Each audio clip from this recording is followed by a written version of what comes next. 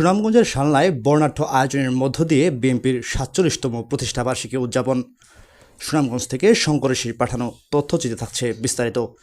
সুনামগঞ্জের শালনা উপজেলায় বাংলাদেশ জাতীয়তাবাদী দল বিএনপির ৪৭তম প্রতিষ্ঠাবার্ষিকী উপলক্ষে সারা দেশের ন্যায় সুনামগঞ্জের শালনা উপজেলায় নানা আয়োজনের মধ্য দিয়ে দিনটি উদযাপিত হয়েছে।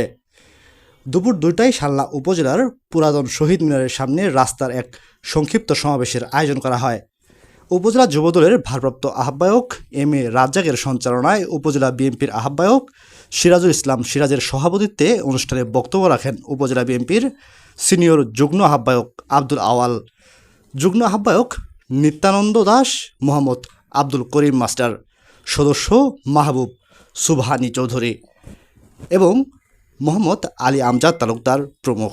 এছাড়াও আলোচনা সভায় বিএনপির ও সহযোগী সংগঠনের বিভিন্ন ইউনিটের বিপুল সংখ্যক নেতাকর্মী এ সময় উপস্থিত ছিলেন। অন্যদিকে দিরাই শালনার সাবেক এমপি নাসির উদ্দিনের বলয়ের তত্ত্বাবধানে উপজেলা কৃষক দলের যুগ্ম আহ্বায়ক রফিকুল ইসলামের নেতৃত্বে প্রতিষ্ঠাবার্ষিকী উপলক্ষে পৃথকভাবে একটি শোভাযাত্রা উপজেলা সদরের গুরুত্বপূর্ণ সড়ক প্রদক্ষিণ করে এবং কেন্দ্রীয় শহীদ মিনারে আলোচনা সভা অনুষ্ঠিত হয়। সভায় হবিবপুর ইউনিয়ন বিএনপির সাবেক সহসভাপতি মুছা মিয়া, উপজেলা কৃষক দলের যুগ্ম আহ্বায়ক আক্তার হোসেন, উপজেলা কৃষক দলের যুগ্ম আহ্বায়ক করিম হোসেন সহ বিভিন্ন পর্যায়ের গুরুত্বপূর্ণ নেতাকর্মীগণ উপস্থিত ছিলেন। সংগঠনের নেতৃবৃন্দ, বিভিন্ন গ্রাম থেকে আগত মুরিদান যুবক ভাইরা, সবার কাছে আসসালামু আলাইকুম, হিন্দু আদাব। যারা নাসিরউদ্দিন চৌধুরীর পক্ষ থেকে যারা এসেছেন, আন্তরিক শুভেচ্ছা অভিনন্দন জানাচ্ছি। আপনাকে বলতে চাই, আপনার আমার প্রান্তীয় নেতা জনাব নাসিরউদ্দিন চৌধুরী বলেছে, আপনারা হতাশ হবেন না। আমার নেতা যৌবন কাল থেকে বৃদ্ধ হয়েছে,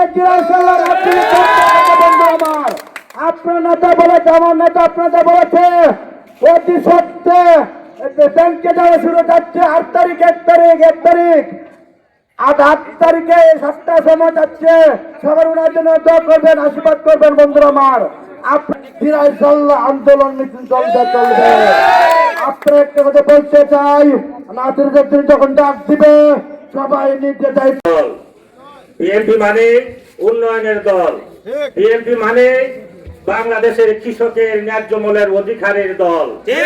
যে দল সর্বপ্রথম বাংলাদেশ জাতীয়তাবাদী দলের সব কৃষকের চিন্তা করেন। বন্ধুরা আমার, বাংলাদেশ কৃষি ব্যাংকের মাধ্যমে ঋণ মওকুফ করেছিলেন এই বাংলাদেশ জাতীয়তাবাদী দলের চেয়ারপারসন বেগম খালেদা জিয়ার আমলে। বন্ধুরা আমার, আমরা কিন্তু 17টি বছর এইভাবে জনসভা করতে পারি নাই।